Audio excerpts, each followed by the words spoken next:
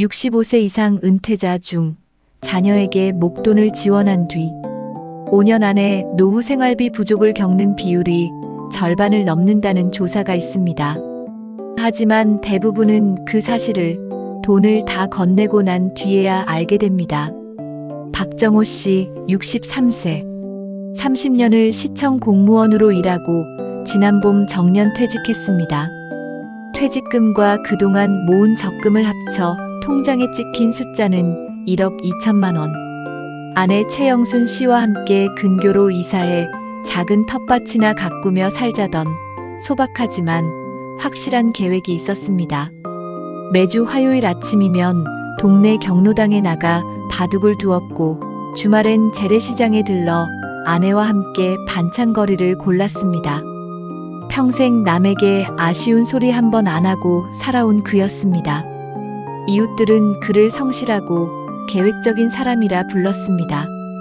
퇴직식 날 동료들은 그에게 이제야 인생 2막이 시작이네라며 박수를 보냈습니다.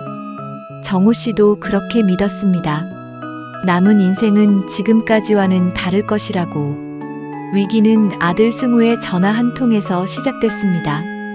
다니던 회사를 그만두고 프랜차이즈 카페를 열겠다는 것이었습니다. 아버지, 이번 한 번만 도와주시면 정말 성공해서 효도할게요. 수학이 넘어 아들의 목소리는 확신에 차 있었습니다. 정호 씨는 며칠 밤을 뒤척였습니다. 자식이 잘 되기를 바라는 마음, 그것 하나만은 세상 어느 부모와도 다르지 않았습니다. 아내 영순 씨는 여보, 조금만 더 신중하게 생각해보자고 했지만 정호 씨는 이미 마음을 정한 뒤였습니다. 결국 그는 퇴직금 통장에서 1억 원을 이체했습니다.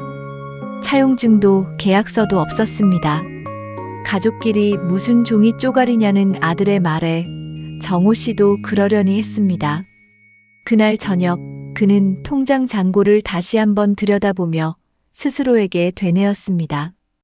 이 정도는 괜찮다고. 아들이 잘 되면 결국 자신에게도 돌아올 거라고. 하지만 그는 아직 모르고 있었습니다.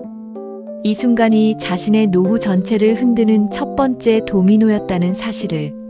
가게는 처음석 달은 그럴듯해 보였습니다. 승우는 매일 사진을 보내며 잘 되고 있다고 했습니다. 정호 씨는 그 말을 그대로 믿었습니다. 확인도 검증도 하지 않았습니다. 사업계획서 한 장 들여다본 적이 없었습니다. 그저 아들의 말, 그것 하나만 붙잡고 있었습니다. 동네 편의점에 들러 커피를 한 잔 사면서도 그는 지나가는 사람들에게 아들 이야기를 자랑스럽게 꺼냈습니다. 우리 아들이 카페를 차렸는데 사람이 얼마나 많이 오는지 몰라요.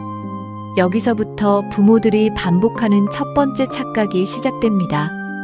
자식만 믿고 숫자는 보지 않는 것입니다. 넉 달째부터 매출이 흔들리기 시작했습니다.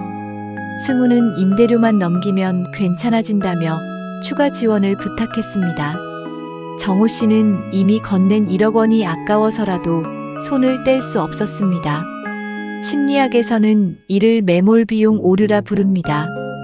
이미 들어간 돈이 아까워 더 나쁜 결정을 계속 내리게 되는 심리입니다. 정호 씨는 남은 노후 자금에서 다시 2천만 원을 꺼냈습니다. 아내에게는 말하지 않았습니다. 그날 밤 그는 주민센터 앞 벤치에 홀로 앉아 오랫동안 하늘을 바라봤습니다. 무언가 잘못되고 있다는 느낌이 들었지만 그는 애써 그 생각을 밀어냈습니다. 문제는 돈이 아니었습니다. 진짜 위기는 다른 곳에서 시작되고 있었습니다. 가게는 1년을 채 넘기지 못하고 문을 닫았습니다. 남은 것은 밀린 임대료와 인테리어 대출이었습니다. 그런데 그 대출에는 정호 씨의 이름이 연대보증인으로 올라가 있었습니다. 승우가 대출을 받을 때 형식적인 절차라며 아버지 서명을 받아갔던 것이었습니다. 60대 이상 개인 파산 신청자 중 상당수가 바로 이런 자녀 사업, 연대보증 때문에 함께 빚을 떠안은 경우였습니다. 정호 씨는 은행 창구에서 대출 서류를 받아든 순간 손이 떨렸습니다. 그제야 자신이 얼마나 큰 위험을 짊어졌는지 알게 되었습니다. 붕괴는 순서대로 찾아왔습니다. 먼저 돈이 무너졌습니다. 노후 자금의 대부분을 잃은 정호 씨 부부는 이사 계획을 접었습니다. 매달 나가던 여행 적금도 해지했습니다. 다음은 건강이었습니다. 매일 밤 잠을 이루지 못한 정호 씨는 병원 대기실에 앉아 순서를 기다리며 혈압약을 새로 처방받았습니다. 의사는 스트레스를 줄이셔야 합니다라고 말했지만 정호 씨에게는 그럴 여유가 없었습니다. 그 다음은 관계였습니다. 아내는 상의 없이 돈을 건넨 남편을 원망했고 두 사람 사이에는 말수가 눈에 띄게 줄었습니다. 함께 시장을 보던 주말도 사라졌습니다. 경로당에서 바둑을 두던 화요일도 정호 씨는 이제 나가지 않았습니다. 사람들 얼굴 보기가 부끄러웠습니다. 그리고 마지막으로 무너진 것은 자존감이었습니다. 30년을 성실히 일해온 자신이 자식 문제 하나 제대로 판단하지 못했다는 자책이 그를 짓눌렀습니다. 지하철을 타고 어딘가로 향할 때마다 그는 자신이 이제 아무 쓸모없는 사람이 된 것 같다는 생각에 사로잡혔습니다. 승우는 미안하다는 말만 반복했습니다. 하지만 시간이 흐른 뒤에야 알게 되었습니다. 미안함은 통장 잔고를 채워주지 않는다는 사실을. 여기서 정호 씨가 깨달은 진실이 있습니다. 자신이 무너진 이유는 아들을 도와서가 아니었습니다. 도움을 감정으로만 접근했기 때문이었습니다. 사랑과 원칙은 다른 문제였습니다. 자식을 믿는 것과 자식에게 돈을 관리 없이 맡기는 것은 전혀 다른 일이었습니다. 정호 씨는 뒤늦게 은퇴 설계 전문가를 찾아가 상담을 받았습니다. 상담사는 그에게 말했습니다. 많은 분들이 지원 자체를 후회하는 게 아니라 안전장치 없이 지원한 걸 후회하십니다. 정호 씨는 그 말을 듣고 알게 되었습니다. 애초에 방법이 있었다는 것을. 그렇다면 이제 실질적인 생존 시나리오를 알아보겠습니다. 우선 첫 번째 시나리오입니다. 법적 차용증을 작성하고 법정이자를 주고받는 방법입니다. 실제로 자산관리 전문가들이 가장 많이 권장하는 방식이며 약 15%의 가구만이 이렇게 철저하게 준비합니다. 상속증 여세법상 연 4.6%의 이자를 정기적으로 주고받으면 증여가 아닌 대여로 인정받을 수 있습니다. 부모의 원금 회수 권리가 법적으로 보호되고 자녀에게도 상환 의무라는 긴장감이 생깁니다. 매달 정해진 날짜에 이자가 통장에 찍히는 것만으로도 자녀는 이 돈이 공짜가 아니라는 사실을 매번 확인하게 됩니다. 결과적으로 노후자금 손실 위험이 크게 줄어드는 가장 안전한 선택지입니다. 두 번째 시나리오입니다. 평범한 선택, 3단계 분할 지원입니다. 창업보증금과 최소 인테리어 비용만 먼저 지원하고 6개월 뒤 매출 지표를 확인한 다음 추가 자금을 결정하는 방식입니다. 실제로 약 35%의 가구가 이런 방식을 선택하며 단계별 지원을 받은 창업자의 위험 방어 확률이 그렇지 않은 경우보다 30% 이상 높았습니다.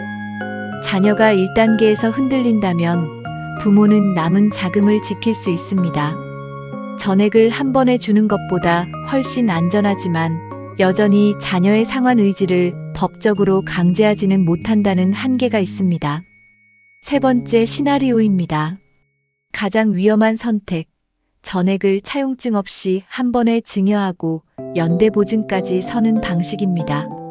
정호 씨가 실제로 걸었던 길입니다. 안타깝게도 전체 가구의 40% 이상이 이 길을 선택합니다.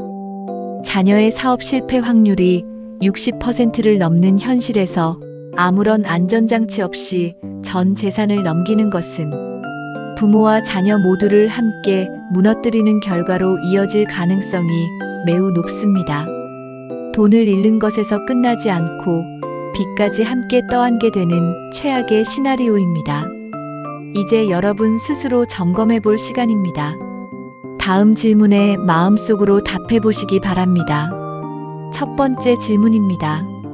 자녀에게 돈을 건넬 때 차용증이나 계약서를 작성하셨습니까? 만약 아니라면 지금이라도 금전 소비대차 계약서를 작성하고 공증을 받는 것을 고려해 보셔야 합니다. 두 번째 질문입니다. 자녀의 대출이나 사업에 이름을 빌려주거나 연대보증을 선 적이 있습니까? 만약 그렇다면 즉시 해당 계약서를 다시 확인하고 필요하다면 법률 전문가와 상담해 보증해지나 채무 정리 방안을 알아보셔야 합니다. 세 번째 질문입니다. 지원한 금액이 나의 노후 생활비를 제외한 여유 자산의 범위 안에 있습니까? 만약 그 선을 넘었다면 지금부터라도 남은 자산의 지출 계획을 재점검하고 추가 지원은 반드시 멈추셔야 합니다. 네 번째 질문입니다. 사업이 흔들릴 때 손을 뗄 기준을 미리 정해두셨습니까? 만약 정해두지 않으셨다면 지금이라도 배우자나 가족과 함께 명확한 손절 기준을 정하는 대화를 나누셔야 합니다. 다섯 번째 질문입니다. 이 모든 결정을 배우자와 함께 상의하셨습니까? 만약 혼자 결정하셨다면 지금이라도 배우자에게 현재 상황을 투명하게 공유하고 앞으로의 결정은 반드시 함께 내리셔야 합니다. 지금까지 5가지 질문 중 몇 개에 해당되셨습니까? 체크된 항목이 많을수록 지금 바로 전문가 상담과 계약서 정비가 필요한 상태라는 뜻입니다. 정호 씨는 지금도 매달 아들에게서 소액이나마 원금을 돌려받고 있습니다. 예전처럼 넉넉하진 않지만 다시 화요일 아침이면 경로당에 나가 바둑을 둡니다. 아내와 함께 재래시장에 들르는 주말도 조금씩 돌아왔습니다. 그는 이제 말합니다. 자식을 돕는 것을 후회하지는 않는다고. 다만 그때 원칙 없이 마음만 앞섰던 자신을 후회한다고. 핵심은 하나입니다. 자녀를 사랑하는 마음과 노후 자금을 지키는 원칙은 결코 상충하지 않습니다. 오히려 원칙이 분명할 때 그 사랑은 더 오래, 더 건강하게 이어질 수 있습니다. 오늘 이야기가 도움이 되셨다면 구독과 알림 설정 부탁드립니다. 앞으로도 노후를 위협하는 위험과 살아남는 방법을 함께 전해드리겠습니다. 다음 생존 이야기에서 뵙겠습니다.